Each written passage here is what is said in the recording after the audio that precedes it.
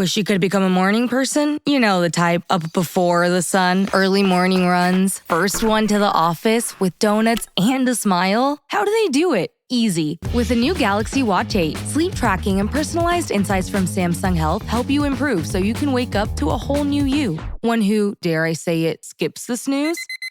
It's possible. Train your sleep with Galaxy Watch 8. Learn more at Samsung.com. Requires compatible Samsung Galaxy phone, Samsung Health app, and Samsung account. Why does every recipe I try need 18 ingredients, including a jar of something paste I'll never use again, but will sit in my fridge for 9 months? I just want dinner in the oven, fast. That's why I love Blue Apron's new one-pan assemble and bake meals. They send you fresh ingredients that are already chopped. All you do is put it all together and bake. That's it. No chopping, no weird leftovers, just delicious, easy-to-make meals. Get 20% off your first 2 orders with code APRON20. Terms and conditions apply. Visit blueapron.com/terms for more.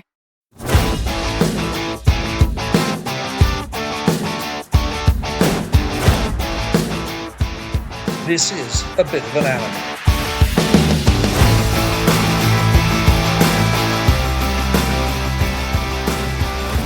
Hello and welcome back to A Bit of an Animal, the South African-focused rugby podcast on the Global Gainline YouTube channel. Welcome back, our friend from the north, Jean. How's it going? Good in you guys? Good in you guys? No complaints. Schizophrenic weather down here in Cape Town. 2 warm days and then 2 stormy days, but yeah, enjoying it nonetheless. All right, so let's get stuck into it. Biggest news, topic number 1 this week is highly thought of junior Springbok, soon to be Springbok loose forward, blindside / lock, in my opinion, quite a big dude. Batho. His contract with the Sharks comes to an end at the end of this year, 31st of December, and it seems through a lot of reputable sources and numerous reports on numerous rugby websites that he has decided to end his tenure at the Sharks and move on to the Lions, which is very interesting because the Sharks generally take players from the Lions, but the Lions seem to be doing what I thought they should do in terms of a youth movement program. So Batho, this was now his 2nd season with the Baby Boks. Generally, players play 2 seasons with the Baby Boks and then they age out. I've not seen anyone play 3 seasons. You're probably too young. You're probably still in the SA school system and not physically developed to that extent. But that's not the only player the Lions are recruiting. If we go down here, there's excellent reporting from Rugby 365. They've also got highly rated, this guy's all over YouTube and Instagram, Ethan Adams. Looked like people thought he was maybe a prop, but he was actually playing 7s. So is sort of a very robust outside center, inside center, more outside center, sort of the Stravino Jacobs of his generation. Yeah. A few other players I'm not that familiar with because I'm not super familiar with the school system. And of course, the Lions have gotten Dylan. Oh, I'm going to get this pronunciation wrong. Sloven? Say again? Showblom. Yeah, he is Caucasian, so I think he's got like a Scandinavian surname, but I know him from Griquas. Chris Smith played really well for the Bulls. You're probably very well versed with about him. Dion Cater, former Marty's, former Griquas, more recently played for the Sharks. Played quite well, carries the ball quite well, had a good Currie Cup last season. And Angelo Davids, 7-star, been with the Stormers for a while now. Didn't play that much URC for the Stormers for some reason this past season. I don't believe he was injured. So that's a very... And of course, they also got Ashim Peed from the VP system quite a long time ago. Everybody's jealous of that. Your thoughts on the promising young loose forward who's actually training with the Springboks right now, along with Ashim Peed and your outside attacking player, Cheslin Joster. You think this will be a good move for the young man? I think so. Look, I think in terms of youth development, there's 2 sort of academies that are dominating in SA, and that will be the Sharks and the Bulls. Um, and the Sharks sort of dominate pulling in players from the coastal regions. And they've obviously got a huge draw in the sense that KZN in and of itself is a big geographical province, and they've got a big footprint. And then you've got the Bulls, who've got Limpopo, Northwest, Mpumalanga. They've got pretty much their pick. So I think the Lions are actually pretty astute here, trying to build up a youth team, because saying that we're going to compete now, and you need to fork out a lot of money to buy players now, to up your current URC squad, is going to cost you a lot of money. You need to get an investor in, and it's sort of, there's the salary cap. Whereas if you go on a youth recruitment drive and you're signing these guys for the next 2 to 3 years, with the idea that we can develop them. Number one, we can develop a coherent team, and we can keep them there at least for, let's say, 2 to 3 years, and hopefully start building at a Currie Cup level a team that in a year or two's time can start representing at URC. I think it's a very smart drive, very astute from them. And I mean, who wouldn't go for Klekani? I would go for him if I was Yeah. if I realized he was up. So I think they spotted an opportunity and they took it, and it's very clever by them. He's a devastating ball carrier, and we saw that time and time again. He's not scared to run it up the guts, but he's got some pace on him as well. Good support lines. And coming out of the under-20 Springbok camp, his ball skills are on point. I actually just saw on Instagram video of these guys training with the Springboks, and they were doing the ball fight drill. We have to hold on to the ball. And he was competing with some big oaks. Him and Jasper were really going at it. And you would almost not say that he's 10 years Jasper's junior. So yeah, it's I think it's very astute by the Lions to go for younger players and sort of build themselves up into a team that could be on the competitive forefront in a year or two's time. What was interesting about that Instagram video is that he's the same height as Jasper Visser. Interesting that Jasper Visser is still in the team. So he's suspended, but they're allowing him to still train with the team, it seems. Unless that was Corbus. No, that wasn't Corbus that we saw. That was No, it definitely was Jasper. So as far Yeah. as I know, look, suspension. I don't think they would keep him out. Yeah. Jasper plays obviously in Japan, so I think in terms of keeping him match fit, having him in the squad and not playing is a great way to ensure that his match fitness doesn't degrade as much, and it keeps him. You can really work on his conditioning now. So work on his strength, work on his conditioning. You have to make the best of a bad situation, and we know Rassi and them, they'll take any edge they can get. So Yeah, that's why I think Makane will play more in the loose forward trio. Maybe number 4 lock, because he couldn't really play number 5 lock, which traditionally is sort of the line out jumper, line out manager type thing. He's not exceptionally tall, but he's incredibly powerful, big, and explosive, which is interesting because I've got the team here from last year's under-20 championship. So he was there, and it's interesting to see the one player from this team that's moved on to get a full Test rugby cap is Ethan Hooker. yeah, So he should be in the centers here, along with Lily Bester. Enzo Hooker was here last year, wasn't it? Am I completely mistaken? Where would they have put Ethan Hooker if he's not on outside backs? I must be mistaken. Ethan Hooker must have been a baby buck the year before, but I think then it was probably the year before then. Yeah, yeah. JF van Heerden, he played a lot of rugby for the Bulls this season at lock, yeah, this past season. So he's done quite well. Thomas Dyer hasn't played that much for the Sharks. Ethan Bester's already been the hooker. Ethan Bester has already been in Springbok training, so he's already been sort of tapped as sort of a player to watch. That type of yeah, thing. And so Flakane is here in the loose forwards. Yep.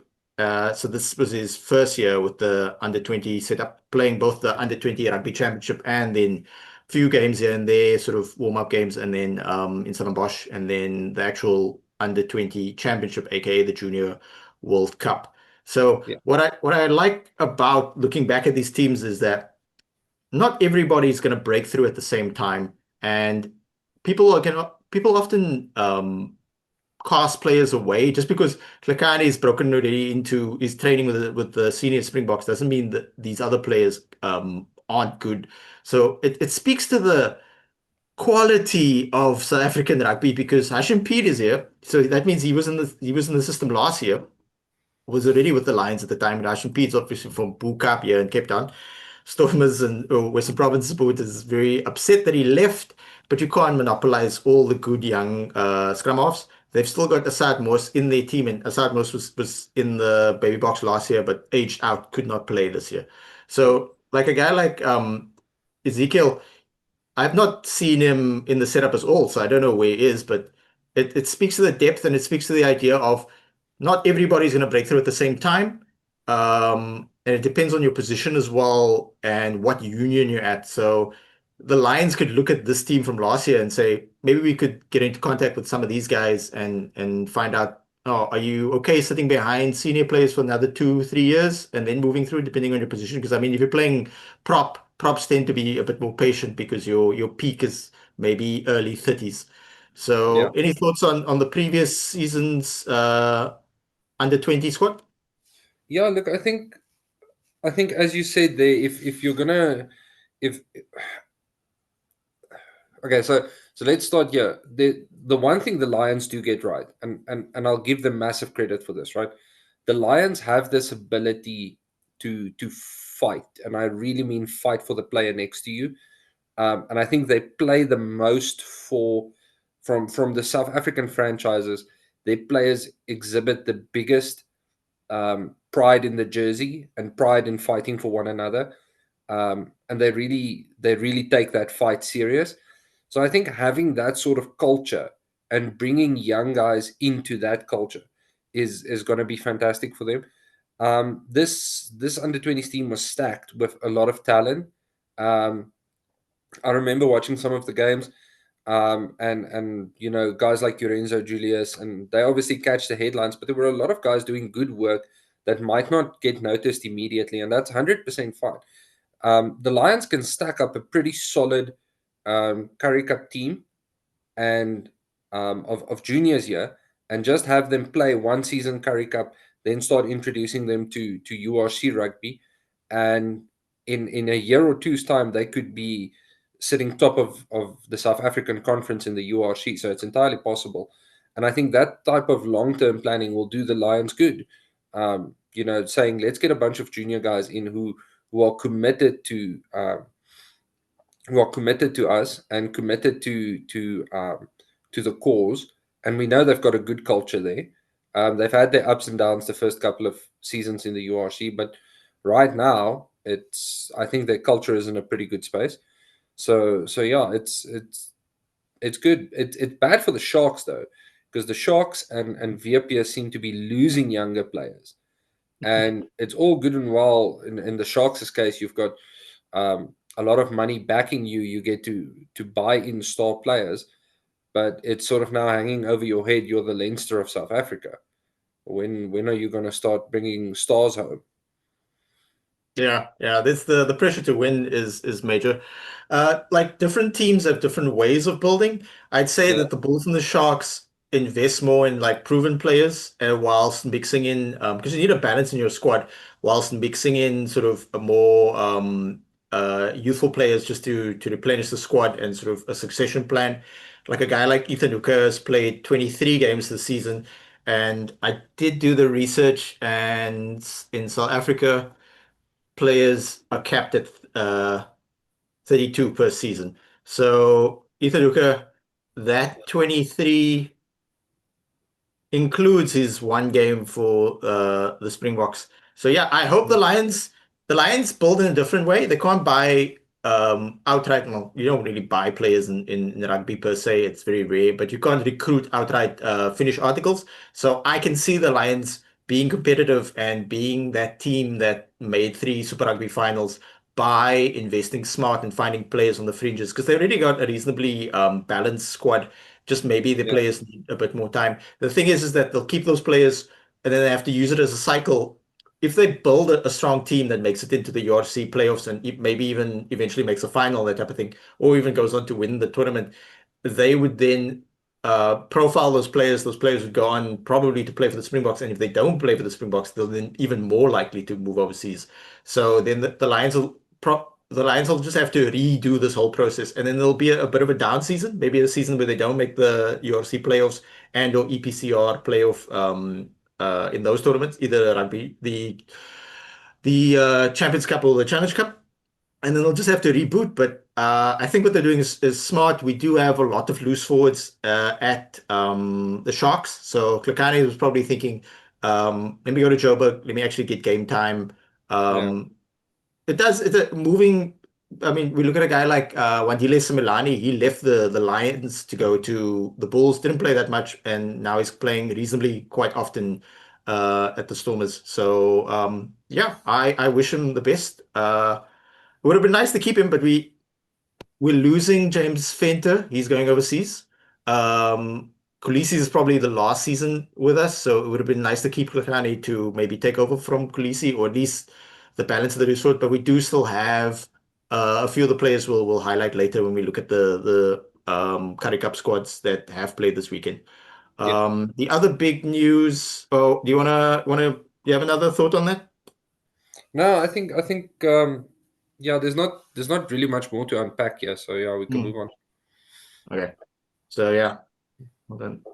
So the other big news is that the Sharks have announced that two of their home Currie Cup games are going to be hosted in sort of not at Kings Park in Durban, but instead on the 9th, they're taking on the Cheetahs, and they're going to have that at the Sugar Ray Olu Stadium. And entrance is going to be free.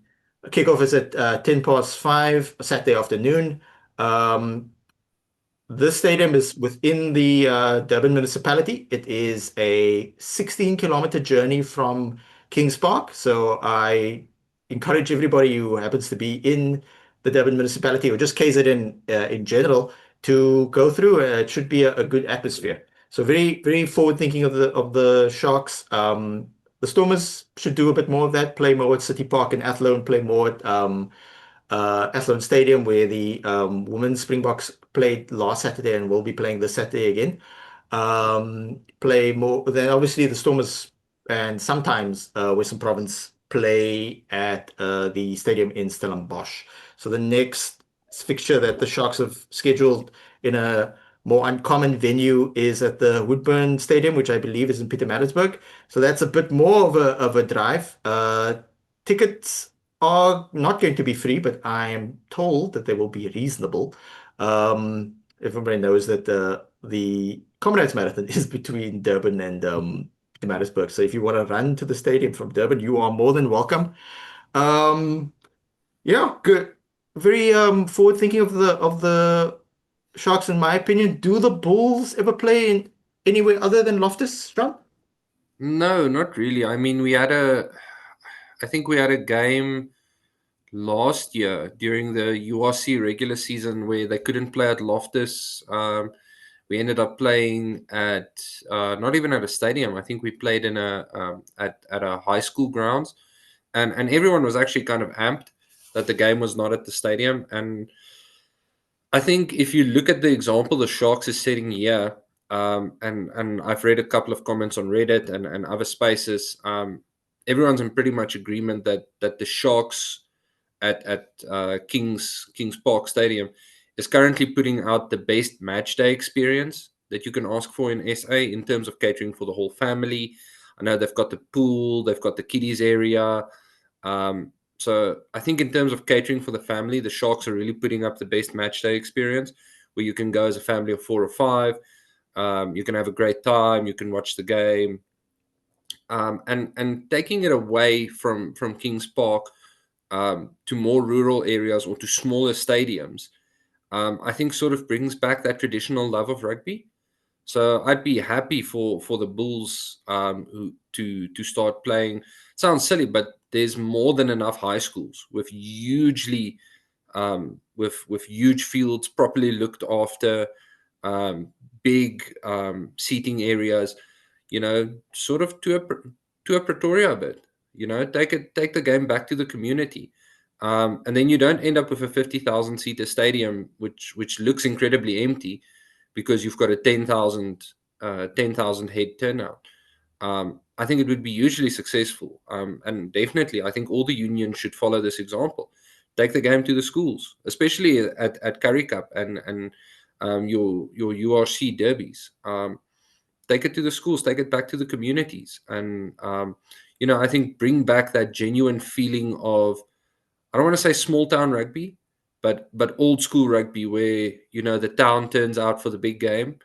Club rugby in South Africa is not in the healthiest place, and this could be a way to start kicking the ball back to club rugby to say, why don't you guys play the warm-up matches? You guys play the warm-up matches. We're coming back to the small towns, small communities. We'll play the big match at the end of the day. I think it's really a great initiative, and I firmly stand behind rugby being accessible to everyone.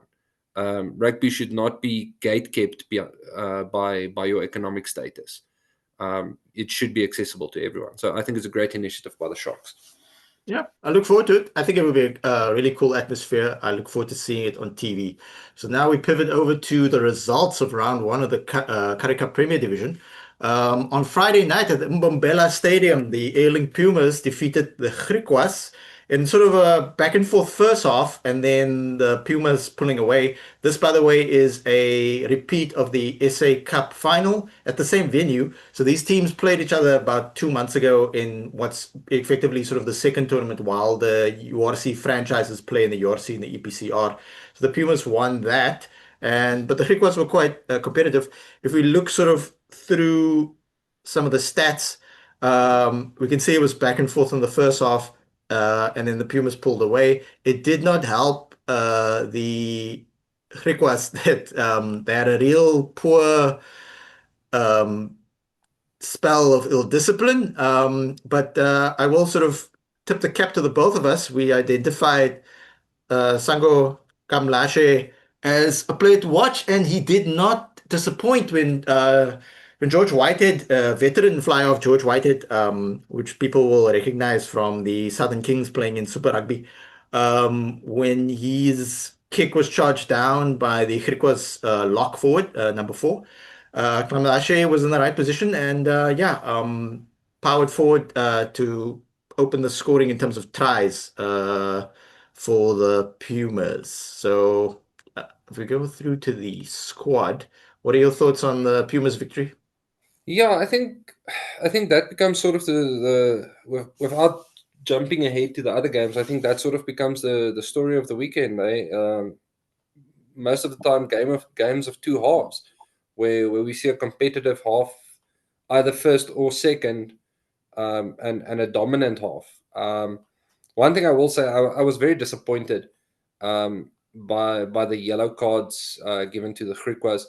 Not in the ref at all. The ref made the right decision. I was disappointed in the players because it seemed like really silly decisions at the time. I remember seeing the Gershwin Beer card and thinking, but how can you at this level still be thinking of doing a deliberate knock on?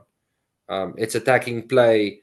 Rather just try and make the tackle man on ball than trying to do the deliberate knock on. So yeah, I was sort of disappointed to see that because it tells me that these guys are, while they're up for the big game, they maybe need to breathe a little bit, just calm down, focus on what you can do, and not get yourself sent to the bin for 10 minutes.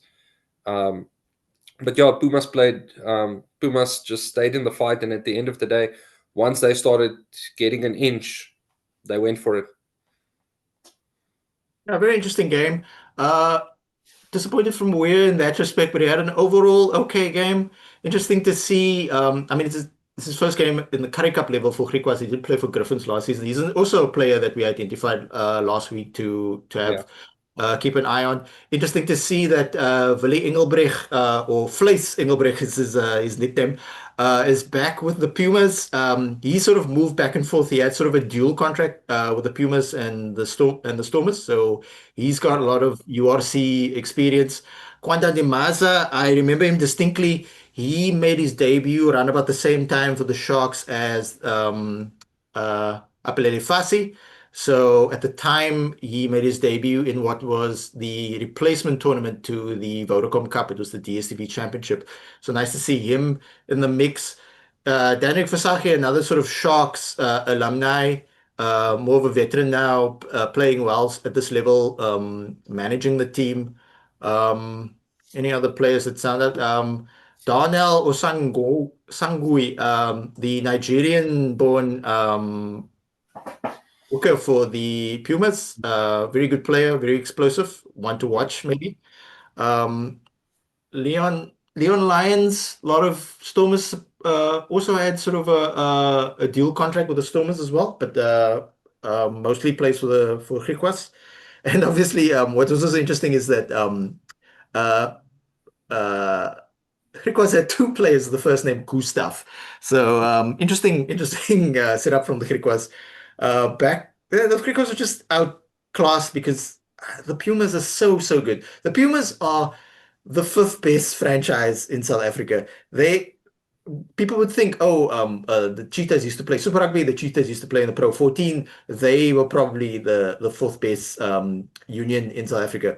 But the best union that's not a URC franchise, that's not uh, Stormers, Lions, Bulls, Sharks, is the Pumas because their managerial structures and their administrative structures are so good. They're very good at identifying players on the fringes of teams who are not in the franchise teams and telling them, hey, look, play for us.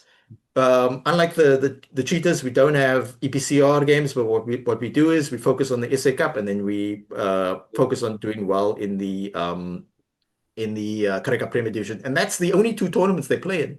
They probably also schedule. I've seen an interview more recently with Jimmy Stonehouse saying they schedule a lot of warm-up games with club rugby teams, but you can only get so much benefit from that.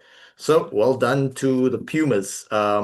I would say the Lions and the Bulls look the best teams in the Currie Cup this season, but the Pumas might sneak into the final. Yeah, look, if the Pumas can hang tough and stay in the fight, then we obviously don't have details of their broader squad, which is sort of where your unions like the Bulls and the Lions start pulling away.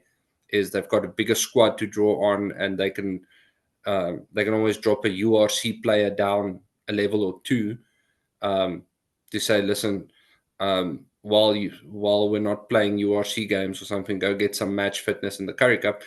I think if the Pumas hang tough and they can at least in the beginning of the season, while no one's injured or anything, if they can keep scoring tries, getting that bonus point wins, ensure themselves a good standing in the logs when it's time for the knockout games to start. I think that's probably what I would be doing, because you don't have that bigger squad like the Lions and the Bulls and the Sharks have. Yeah, it's interesting. And this Currie Cup, unlike last season's Currie Cup was a 10-game round robin, and then semi-final if you made it to the semi-final, and a final if you made it to the final. Therefore, if you made it to the final, you would have played 12 games. This season's Currie Cup is more of a sprint. It is a 7-game round robin, and then semi-final, final. So if you made it to the final, you would have played nine games instead of 12. So I think the Pumas.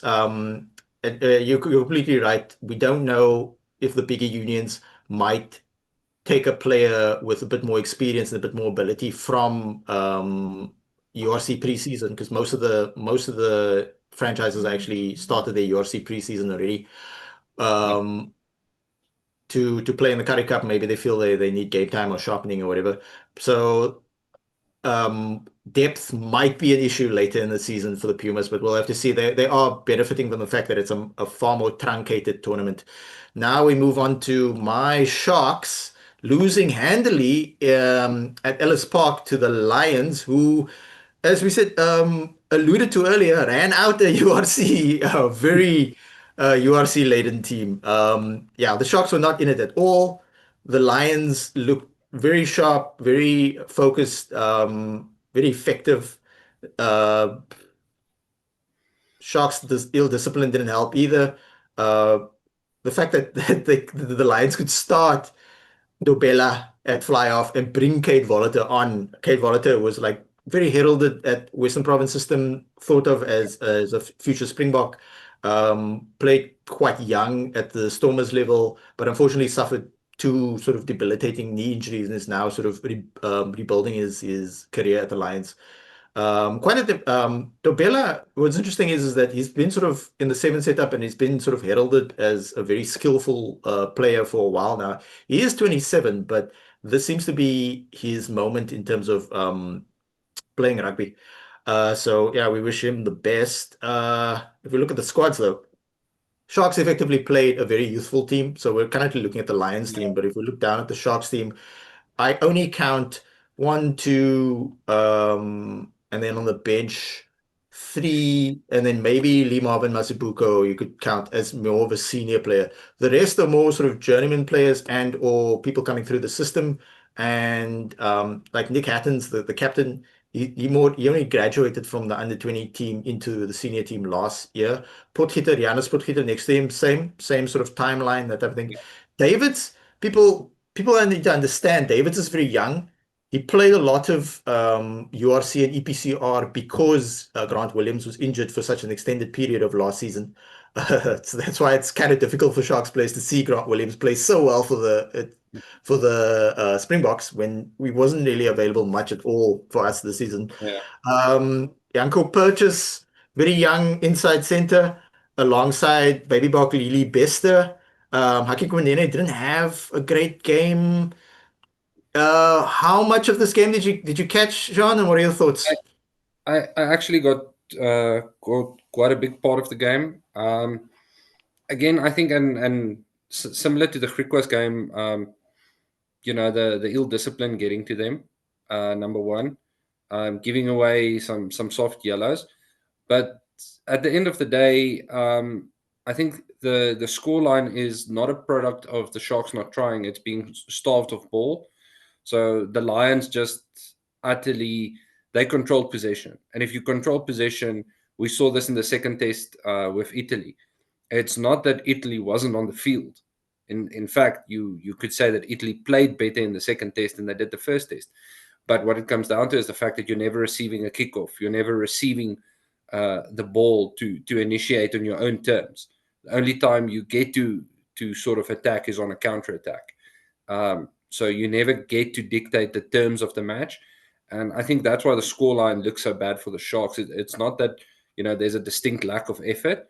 I think it's because they were starved of being able to set on their own terms and attack on their own terms. One thing that does, in my opinion, plague, and the Sharks are definitely not the only team, is there's a real lack of defensive systems in the SA teams. And we typically see we're happy to concede territory. And then when we get into the 22, suddenly we want to defend all out. And then we get pinged for silly offenses. And again, this is by no means aimed at the Sharks. It's aimed at all of the franchises, where we should typically try and contain that territory a bit more. And the Bulls were pretty good at that, to contain the territory game and not yield territory as much. But yeah, the Lions looked absolutely fantastic. It looked like they'd been, playing well together for a while. And you could see the team had gelled and they were playing off each other very well. And something that surprised me a bit about the Lions, and I'll speak about it when we review the Bulls game as well, is just the skill set. The ball skills were really good. Not a lot of dropped balls. Some really good passing and keeping the ball alive, playing the rugby where, as soon as you make contact, get the ball out so the next guy can carry, and just you keep making those short, sharp punches, and you condensing that defense, and eventually a guy breaks through. It's an interesting approach from the Lions, though, because a lot of these players played a significant amount of game in the URC, and then the Lions were in the Challenge Cup. Although they lost in the first round, knockout round of the Challenge Cup, if I'm not mistaken, they did not make the URC playoffs. Therefore, they only played 18 URC games. So guys like Darren Landsberg, arguably the Lions' best lock played most of last season, had some sort of injury issues. The Jaco Versace is their best hooker option. So the fact that they have these players playing um, either speaks to a few things. Are they saying they don't have players in the background to play? Well, they do, but they just don't feel that they're going to be that competitive. So if we look at the teams the Lions put out this weekend, and we'll get to the Bulls later, we also put out a very competitive team. I expected the Bulls to put out a competitive team because they have an extremely well-stocked, balanced team, meaning that there's a ton of mid-20s Oaks in that team from all over South Africa who have potential and or could sort of break through to the Springboks, that type of thing. So the Lions starting Gio Lombard at fullback, Dobela at these are basically besides Sam Francis, these are basically the three players that they shifted at 10 during the URC. So the Dobela, Gio Lombard, and Kate Voliter. It's their choice to do this, and they're probably thinking like we could do this, or we could focus on URC pre-season, which is seemingly what the Stormers slash Western Province and the Sharks are doing. But because it's such a short round robin Yeah. Currie Cup, it's not 10 games, it's only seven, and then you semi-final, final, that type of thing. So when I looked at the team sheets before the game, I thought, oh, Lions are probably going to win because the Sharks team was so youthful. But yeah, Angelo Davids recently came over. We mentioned him earlier. Recently came over from the Stormers, played exceptionally well. So he wasn't even in the team. It just shows the quality of the players that they put out. So this is their approach, and they obviously have a plan to be competitive in the URC, and part of it is probably do well in the Currie Cup because Sharks didn't so much win the Currie Cup last season as the Lions lost it because of sort of silly mistake in the end, giving away that penalty. So yeah, well done to the Lions. Exceptionally well executed game at home. My understanding is that it's a really big stadium, obviously in Ellis Park, but from what I'm told by somebody who attended, said that the atmosphere was really good. Obviously, that doesn't translate well on TV because there's so many empty seats.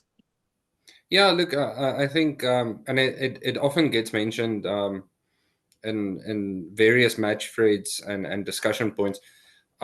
Basically, all our unions are situated in World Cup quality stadium. So if you take Bulls are situated at Loftus, that's rated for 55,000 people. Ellis Park is rated for, I think, 60,000. You've got Stormers in DHL Stadium in Greenpoint, that's rated for, I believe, 60,000 people.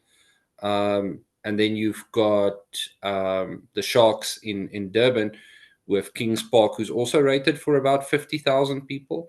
So, getting that level of turnout, it doesn't always translate well. But when you're there on match day, there's a lot of chatting. And we attended some of the smaller URC matches earlier this year at Loftus, and there's definitely a vibe. A lot of people are there for the game, but they get caught up in the beer tents or the beer garden. They get caught up with whatever's going on outside because a lot of vendors will come outside, have expos. There's braai stands, all these sort of things, and there's a really good atmosphere. It just always doesn't, as you said, translate to TV because TV catches 40,000 empty seats. It doesn't catch the cool vibes outside and those types of things. I agree completely. I was lucky enough to go watch Stormers versus Connacht. They only sold tickets to the lower bowl, so they covered up the top bowl. And even the lower bowl wasn't entirely full. I'd say it was approximately 80% full, but the atmosphere was incredible. Now we move on to your Bulls taking a flight down to Cape Town at Cape Town Stadium and completely running over Western Province. So yeah, give us your thoughts on this resounding victory, Jean. Yeah, look, I think they came out of the gates absolutely storming, and they had a clear idea of if we get downfield, whatever way we get downfield, once we're in the 22, let's overpower. Let's just full on upfront assault, get over the line. Aided by a relatively slow start from the Western Province. Gifted them a couple of easy shots to the corner, and the Lions just absolutely abused the ability to get a maul going. The fact that the Stormers weren't really that effective in sacking the mauls. I think they got it right once. The other times they were penalized. But just as for set piece goes, just having a well-rounded set piece really played into the Bulls' hands, because they kept shifting the point of focus of the line out. The first 3 tries we scored were all just line outs in different fashion, going over the 15, then going to the front, then going tall. And Manjesi had himself a hell of a game. I think he'll definitely get pulled into the URC squad, because he had a hell of a game. He was very impressive. Marvin Ori also had some moments there where you could see him coming through, and then Pokumela as well, just being absolutely fantastic. I think all in all, the Bulls had a good game. What worries me from being a Bull supporter is we had a really, really slow second half compared to the first half. Now, I'm not sure what the plan was from the coach's perspective. It could be that they said, listen, we've already run up a score. Let's play a defensive second half, and take it now as tackle practice. We were really slow the second half, and we almost let the Stormers back in. But fortunately for us, the Stormers undid their chances all by themselves. Again, yellow cards for simple things. But as you said, the Stormers and the Sharks taking the approach of having youthful teams on the field, and discipline is one of those things you adjust to the referees and the different levels of scrutiny as you start playing at that level. So I think by round 2 or round 3, we'll see adjustment. The problem for these guys is, as you said, this is a seven match sprint.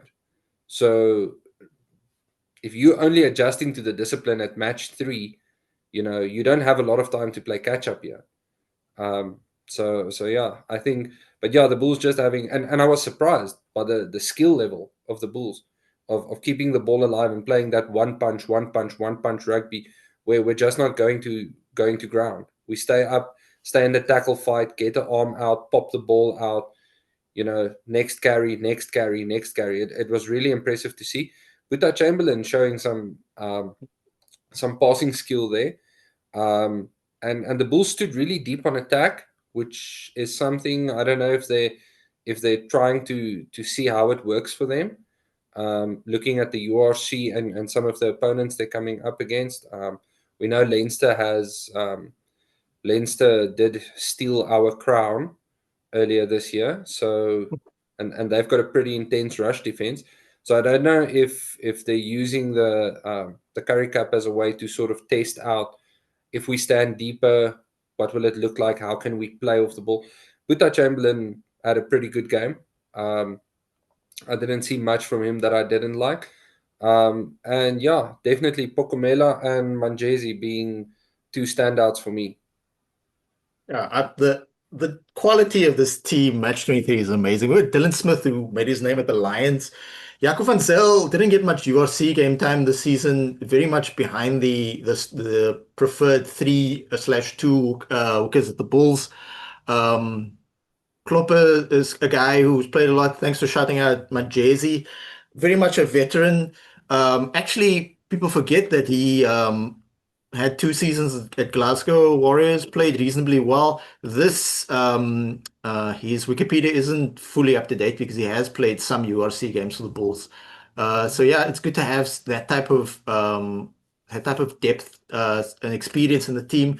Namaklaba is captaining the Bulls in the Currie Cup this season, and he is doing it really well. Played the whole game. Junior Pokumela also had a solid game. The fact that Zach Burgers, I would have thought Zach Burger would be resting or in URC preseason. So maybe less so the Lions, but definitely the Bulls. At some point, you're going to see some of these players shift out of the Currie Cup to focus on because it's your team philosophy. Is your team philosophy to be competitive in the URC and the EPCR tournaments by building cohesion in the Currie Cup, or is your team philosophy to prepare for those tournaments by having an extensive and intense preseason. So every team has their system, and good luck to them. But the Chamberlain left the Sharks a year ago. We did not want to lose him and Cohen Bosch at the same time, but he insisted on leaving, and I think he still had 6 months left on his contract. Did not play much at all for the Bulls this past URC EPCR season, but he is a good player. His strengths are passing. He doesn't necessarily kick well off the tee, but he did make multiple good kicks off the tee in this game. So that's maybe much like Martin Lubbock, just something that he needed to work on. Is also incredibly young. But the Chamberlain, who like broke through the Shark setup when we were playing really well in the last Super Rugby season that we were in, him and Bosch, that was basically peak with the Chamberlain and Bosch. Stefano Jacobs, again, shout out to him, very good player. And the fact that Henry Immelman played this game is also incredible. Similar uh to Zach Berger. I'm just surprised to see him playing Currie Cup. It's just different approaches. We highlighted Liso Koboka last week. This is a guy who moved back and forth from the Bulls to the Stormers and then now back. Veteran prop. It's again just good to have in the system. And then we have more lesser known players from the Bulls set up on the bench. So they did have youth. They did give good players, and they brought their whole bench on the 64th minute. Interesting. Tell us about that, John. Is that look, I think it's a case of flaunt it if you have it. So yeah? I was kind of surprised to see the whole bench coming on, but if you look at it, if you step back and you look at it from a game management perspective, and that was about the time that we could realize, listen, we're 20 minutes into the next half, and the grip is starting to slide a bit. So I think it was a very astute call, even if it was a little overpowering for pulling it in the Currie Cup. But I think just saying, listen, and it could have maybe been a pre-match discussion to say, listen, when we do pull the trigger on the bench, we're pulling it all at once, because what you then get is you get a fresh set of forwards on, and you've got some new life in the back line. So I think that was a very astute call. One player I forgot to mention was Stedman Hans, who, while not scoring a try, did make some excellent plays. He was good defensively, made some very good defensive reads. And I think you're pulling at a thread there when you mention the fact that so many of these guys, Hans being one of them, Stravino Jacobs, Zach Berger, Marvin Ori, Namatkaba, so many of these guys who have represented the Bulls through the previous URC season, now playing here. I don't think match fitness is such a big deal for the Bulls because they played up until the final matches of the URC.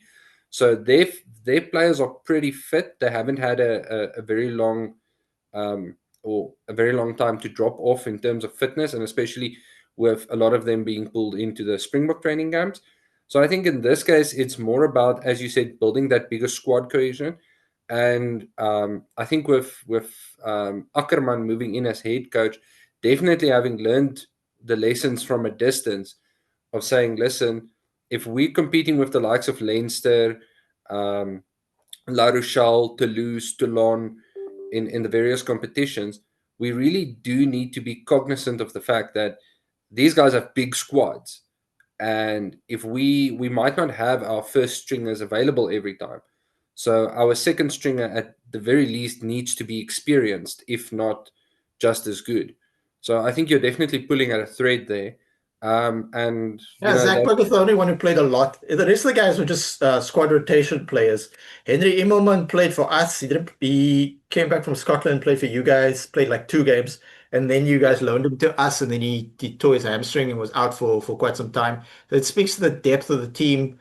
And they probably told these guys, look, you're not gonna maybe if you don't play that much in URC and EPCR, you will get game time in. And we just saw earlier that the cap is 32 games a season. So these guys are going to be well below that cap. So the thing is that you want them to play every team's going to have to choose their approach. And if they feel like once the more senior players come in, these guys aren't going to play that much as well, then they might as well just play them in the Currie Cup, which speaks to when I looked at the Bulls squad at the beginning of last season before the URC or EPCR started, just when the Currie Cup ended because the Bulls lost to the Sharks in the Currie Cup semi-final.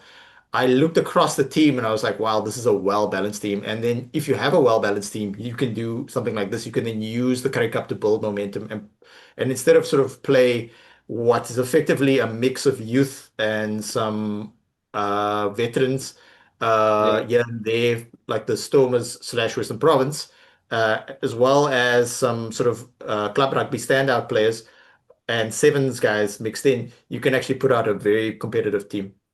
Yeah. yeah. No, definitely. So yeah, I think it's going to be an interesting season, and especially with the Currie Cup being a sprint competition, yeah, you have to make your start quite early. Mm. Yeah. So they might have thought like, look, this is how we're going to prepare. We're going to give these guys game plan. We're gonna play hard. The game of the week. Boland Cavaliers in Wellington defeating the Cheetahs, the Toyota Cheetahs. What a game, John. I'm in the province that this game, not the municipality, but I'm in the province that this game took place. I was not able to watch it live. I have been to Boland Stadium on multiple occasions, but I have not been to it where the atmosphere was that good. And this is just from me watching it on TV.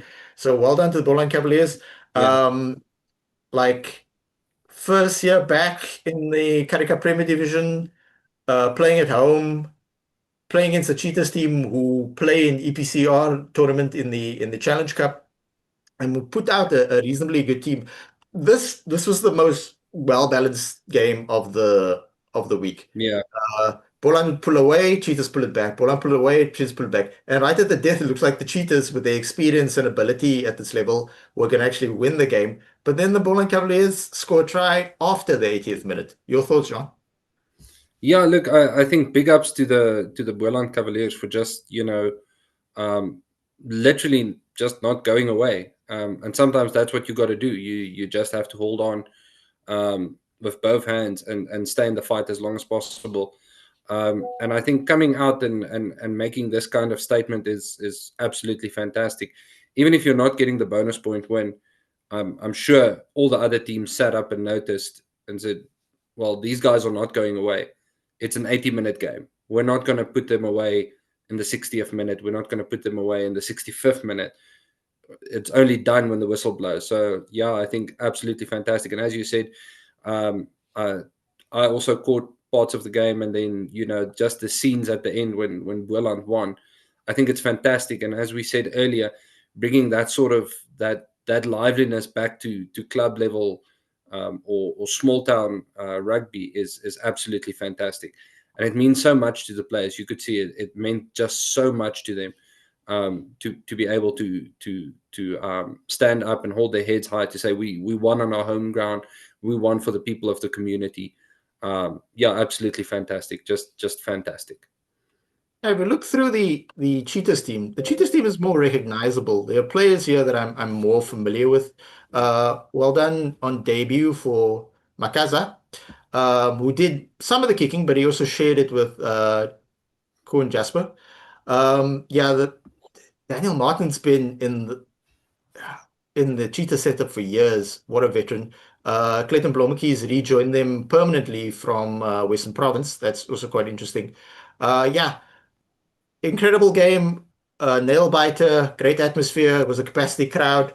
It's also worth noting that the Boland Cavaliers, not too long ago, about two and a half years ago, did receive a significant sort of investment from outside consortium. So they've been building towards this moment, and hopefully they'll kick on as well. It's healthy to have as many. There are 14 rugby teams, aka unions in the rugby union in South Africa. And it's healthy that all of them are run well, are well invested, and like use their their funding in a productive manner. So a healthy Boland Cavaliers, a competitive Boland Cavaliers is good for broader rugby. And we'll look briefly at the this is the Currie Cup Premier Division. We'll look briefly at the Currie Cup First Division, which actually concluded this weekend. So yeah, we'll move on from that. Well done, Boland. It'd be interesting if when they have more home games, so the atmosphere keeps up. I suspect it will. All right. Gumede. I wanted to highlight him. He didn't play necessarily that much for the Bulls this season. He's not in the Currie Cup team. He only played 9 games. I'm surprised he's not being used in the Currie Cup team. You're familiar with Gumede, right, Jean? All right. So Jean, the one player who the Bulls recruited from the Sharks, 25-year-old loose forward, more blindside, Mfilo Kombede, he didn't play that much URC this season. Played a total of 9 games, played one Champions Cup game. I hope to see him in the Currie Cup this season. What are your thoughts? You rate this player? I think it's one of those things where it's a bit early to call. But there's definitely potential there. And I think if he gets the game time this season, then let's see. The problem for him is at the Bulls there's a lot of competition in the forwards. You've got a lot of big guys in there, a lot of talented guys in there. But yeah, I reckon he's got the ability. Look, he's in the squad, right? And he's there for a reason. The question now is, can he find that strength to break through into the next level? And I don't think it's going to be for lack of trying. I think it's just you're in a place where you're competing against a lot of big boys from Gauteng, Mpumalanga, Limpopo, guys who are playing hard physical rugby. So yeah, I think if he can get some more game time, then yeah, let's hope. I definitely think he's a big guy. He's 110 kgs. You're almost looking at prop level there. So it's I definitely think there's a place for him. It's whether or not he can make that claim and stake that place for himself. Yeah, I was disappointed to lose him to the Bulls. I rated him. He's come through our system. He's bulked up quite a bit since he got to Pretoria, but that tends to happen, doesn't it?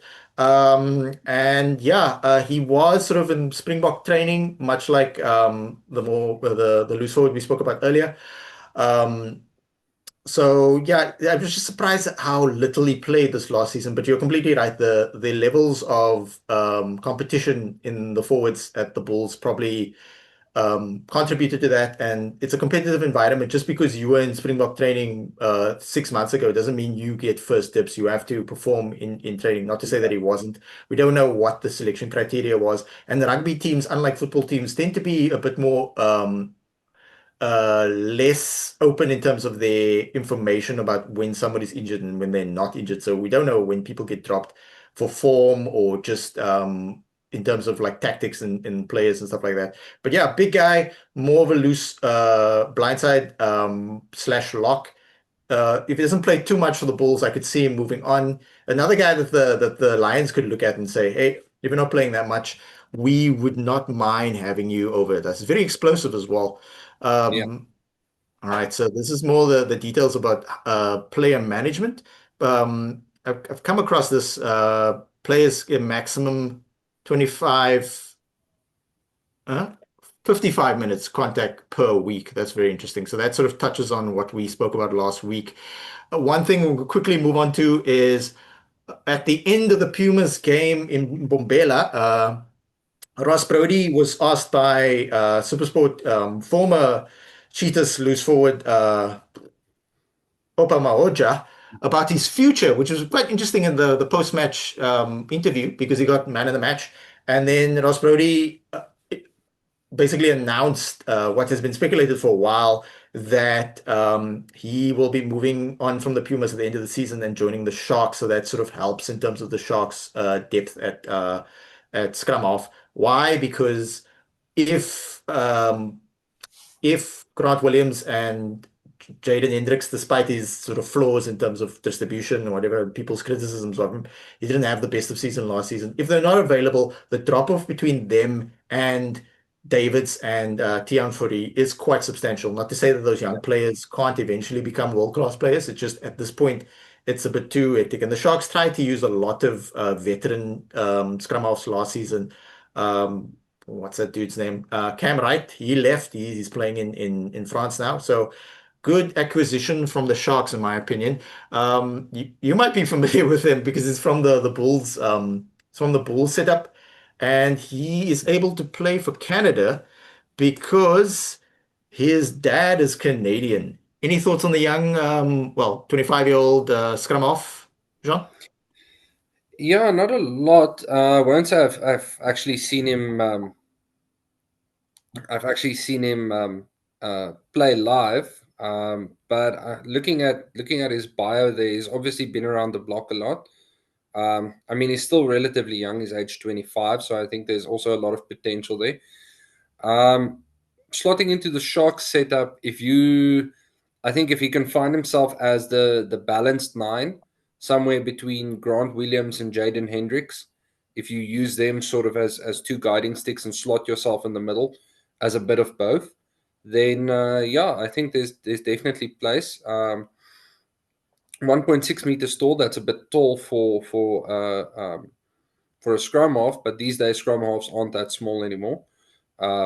So yeah, no, look, definitely a good acquisition. Playing here, being eligible for Canada. I know the Canadian women's team is one of the top ranked teams in the world.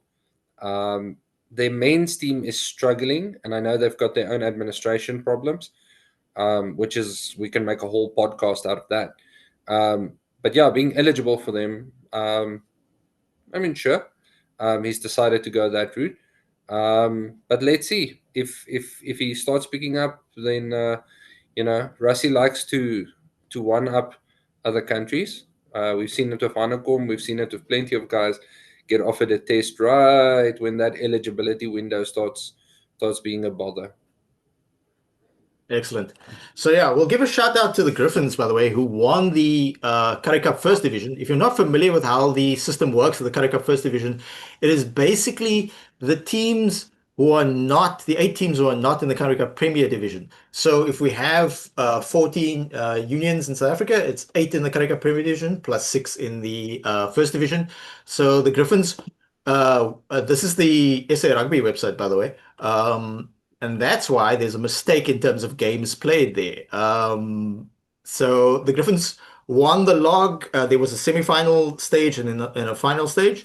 So the Griffins then faced the Falca in the final because they both won their semi-finals. So if it works on the standard thing, it was Griffins versus Leopards, and then Falca versus Eastern Province Elephants, which is good. It's good to see this, considering the sort of reports of the state of the Eastern Province Rugby. It's good to see they have one competitive team. Eastern Province does also have the Border Bulldogs, and the Southwestern Districts Eagles are actually in Western Cape. So that means that the Western Province, Boland and Southwestern District Eagles are all in the same province. Southwestern District Eagles are based in George, which is so far east in the Western Province, it's practically Eastern Province. So well done to the Griffins. Let's look at their squad. Yeah, I didn't catch this game, but I understand it was quite competitive. Any thoughts on the Griffins? Because the Griffins are based in Gauteng, Sean. Yeah, look, I think. My apologies. Griffins are Eastern Free State, Falco, Gauteng. I do apologize. Yeah, look, I think similar to the match earlier for Boland Cavaliers,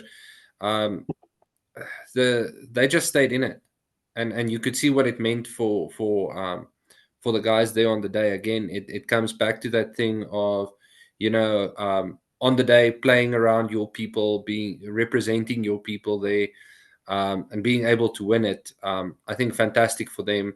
I think it was the 85th minute that they scored the winning try. Absolutely fantastic, and you love to see that type of game. Yeah, it was a real blow trader. I didn't catch all of the game. I got some of it. But yeah, it was really blow for blow, going this way, going that way. It was a very hard match to pin down, and going into those final minutes, you were wondering, it was real nail biting stuff, because you didn't know if they were going to pull through, but then they managed to dot it down in the corner, and yeah, just fantastic for them. You could see the crowd loved it, everyone loved it, massive celebrations, so good for them. Yeah, I think in terms of the smaller divisions of rugby, this is you couldn't ask for a better final in terms of some of the smaller divisions of our rugby, and it just shows you the great state that South African rugby is in, and we shouldn't get caught up in what could be and miss out on what we currently have. Yeah. For them, people might think like, oh, why are we highlighting the first division? But the thing is that all levels of rugby contribute. These teams like the Griffins of the Falcon are where the teams like Boland and Cheetahs and Pumas actually find sort of raw diamonds and that type of thing. Sort of uncut diamond type thing. For example, Gershon Ware was at Griffins and now he's at Griquas. That type of thing.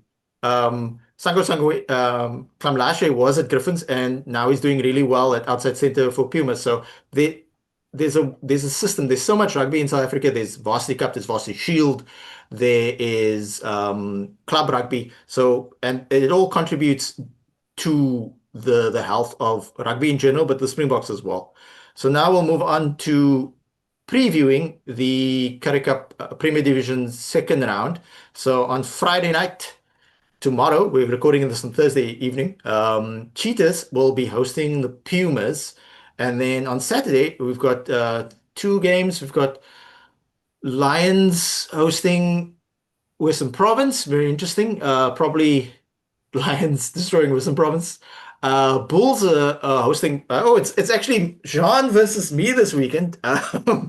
Bulls have not announced their team as of yet, as of recording, but the Sharks have put out a slightly better team. We'll look at the Sharks a little bit later. And then over in Kimberley, it's Griquas hosting their first game of the season against the Boland Cavaliers. Any thoughts on the 4 games this weekend, Jean? I'll put my head on a block and go Pumas, Western Province, Bulls to edge it at the death, and Griquas to beat Cavaliers. Interesting, yeah. Yeah, I'm also thinking the Pumas are gonna go to the Free State and beat the Cheetahs. Could be a tight game. I look forward to watching it tomorrow night. I don't think it's going to be a runaway. It's going to be a runaway, that match. I think the Pumas will try and drag the Cheetahs down. But I could definitely see them edging it. Yeah, the Cheetahs aren't doing themselves any favor in terms of trying to get into Super Rugby by not necessarily being that competitive in the Currie Cup. They did make the semi-final of the Currie Cup last season, though, to be fair. So they had one bad game and they lost at the death to Boland. So I'm not writing them off just yet. But yeah, Lions will definitely beat the sort of mix of youth team / club rugby Western Province team, unless Western Province, between us recording this and the announcement, Western Province put out a more formidable team. Bulls versus Sharks. Sharks slightly better team. Bulls haven't announced their team yet, but if the Bulls play a similar team to last week, the Bulls will edge it, but it will be somewhat more competitive. I'm thinking you guys are going to win by 20 points instead of 40. Griquas Cavaliers is probably the most well-balanced game for this weekend. Yeah. Let's actually look at the squads that the Pumas have announced. James Verity, that name stand out to some people, from a guy born in Kroonstad, played for many Australian team. Played for the Force, played for the Perth Spirit. If you're not familiar with the Perth Spirit, it's basically the feeder team to the Force. Played for the Brumbies, one game though, and then returned to South Africa in 2020, sort of COVID time. Played for Griquas, had a bit of a time at the Bulls, and then not so much at the Bulls, and now he's back at the Cheetahs. Any thoughts on that player and the broader squad of the Cheetahs, John? Yeah, I think they've got a pretty decent team considering the sort of environment that they're facing. I mean, we know that they're trying to break into Super Rugby, and as we discussed previously, there's ways of making it work and making it not work. I think the biggest problem probably for the Cheetahs is similar to some of the other unions. It's that struggle of being able to hold on to players. Cheetahs are the sweethearts of South African rugby, and we all love the Cheetahs for delivering some of our great players. But I think these days it's becoming financially difficult for them to hold on to certain players. So yeah, I think it's about as good a squad as they could put out. But let's see. Where I mean, the Cavaliers had to go to the Def to beat them, so they're definitely not a team that's going to go away. But yeah, I think it's an interesting match. Again, I'm just giving it to the Pumas. Could be it could also go to the Cheetahs. It all depends how it goes down tomorrow night. Yeah, looking at the team more closely, I didn't realize they've recruited Tiaan Swanepoel. He didn't start at fly off last week. He wasn't even in the team, so he's there. They've got a few better players sort of in the mix now. Tiaan Swanepoel, of course, played briefly for the Sharks last season when we had depth issues at fly off. Franco Smith there, we don't know if that is the Franco Smith Jr., son of Franco Smith Sr. There's no junior there, and he played. If it's the person I'm thinking of, he played in Italy for a bit, so it might be that player. I'll have to do some better research, but yeah, decent enough team from the Cheetahs. Should be a competitive game. The Pumas did also name their team, and it looks pretty much the same as last week. Couple of Oaks new in. Demaza still there. They've rotated slightly. Anything that stands out to you looking at the squad, John? Yeah, you obviously there's some rotation there. I think for them it's they've been able to get off to a good start, and I think now it's about keeping that momentum. So I think they're trying to do a good job of balancing it. Um, yeah, you can see there's a little bit of rotation, not too much. There's obviously a couple of names. Zampi Swicher stands out, and a couple of others. Um, Especially Kamlase at 13. I think he's gonna and Tino Swanepoel are two guys to definitely watch there. Tino Swanepoel, remember him from last year. He built himself a nice little highlight reel there. So yeah, let's see. It could be it's going to be a cat fight. So let's hope it's a good one. Yeah, cat fight. Very, very correct. All right, so the Sharks are the only other team to name their squad. They've rotated in a few more senior players. Nice to see Corne Ral there, very big, still quite young. Zimbabwe captain Tino Mavasere is back, alumni University of Western Cape. Nick Attons captaining again. Jean Smith, other son of Franco Smith, hopefully has a better game than last season. The center combination stays the same, very young, Janko Purchase, alongside Lily Bester. Hakim Kunene, hoping he has a slightly better game. Interestingly enough, there's some senior guys who actually rotated out. The thing that stood out to a lot of people online about this team is that it consists of 5 players in the match 23 who went on to win the junior under 20 rugby championship or junior World Cup, whatever you want to call it. The only player who's not in the mix is the player we spoke about earlier. Hlakani. Yeah, exactly. So everybody's freaking out. Why is Soklani not there? It's because he's training alongside Joester and Pete with the Springboks this week. Rassie did come out, mentioned in the press conference this week that he feels it's unlikely any of those 3 players will actually play senior Springbok rugby this season. They're just being exposed to the system, but we never know with Rassie. So yeah, the Springbok under 20 players stands out. We got Matt Romano, who didn't necessarily play that much for the under 20 in the World Cup. We've got Scrum Everson, starting fly off Vusi Moyo, and then obviously inside center we highlighted last week LB Bester. So LB Bester will probably come on at some stage to relieve ankle purchase. There was one player from team that actually starts. If I can actually pick him out. Uh, No, that only comes to 4. I might have been mistaken in saying there were 5. Um,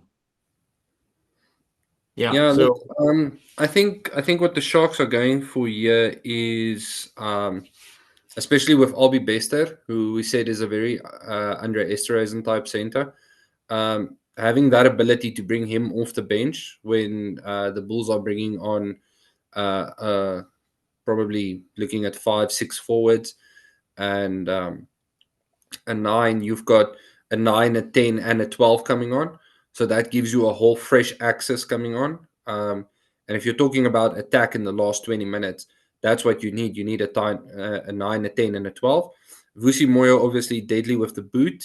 So any penalties, we're going to have to watch our discipline that last couple of minutes when he's on the field, because as we saw in the under 20s, absolutely cannon of a boot. He can smoke it over. And he's not scared of the angled kicking as well. So yeah, I think the Sharks are trying to play very astute rugby here. It's one thing to say we're going to match force for force, but if you're bringing on a 9, a 10, and a 12 at the def, you are completely changing. You are completely changing your axis of attack. So you've got a fresh 9 on who's got fresh legs. You've got a 10 who's now shifting the ball, and you've got a 12 who's ready to carry up the guts. So I'm hoping that our guys are ready to make those hard tackles in the last 20. And then a player from the Sharks that I'm absolutely excited to see is Corner Roll. I think he's got a bit more left in him to develop.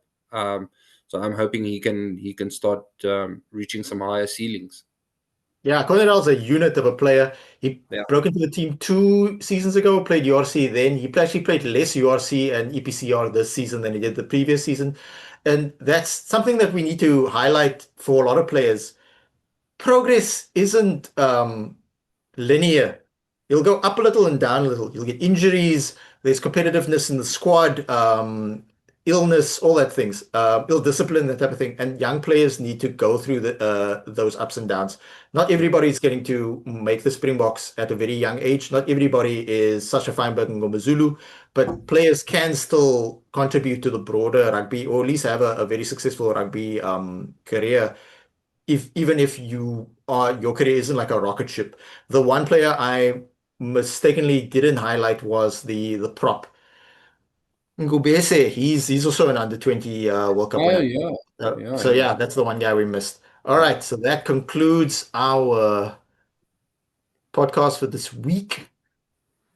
I'm remiss as I did not mention, please like and subscribe to the YouTube page. If you got to the end of the podcast, please write in the comments end. Shout out to our first ever commentary, Seamus McGuigan, someone I'm familiar with. So shout out, thanks Seamus. Jean, any final thoughts? Yeah, look, I think when it's easy to get lost in the glimmer of Test rugby. It's Test rugby season. We're certainly seeing the glimmer of Test rugby down under, with penalties and non-penalties, but we won't dive into that.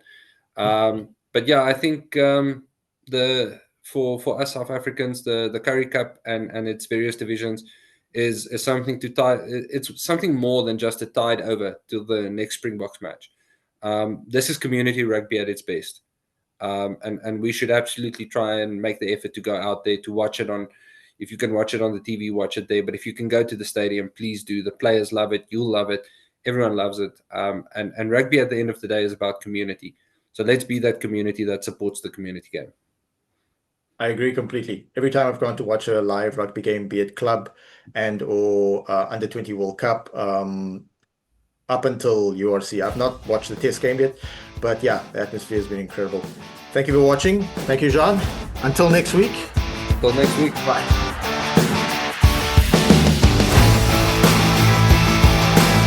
Thank you for listening to A Bit of an Animal. Please like, rate and subscribe wherever you see us, and join us again next week for more of the same. Until then, enjoy your rugby.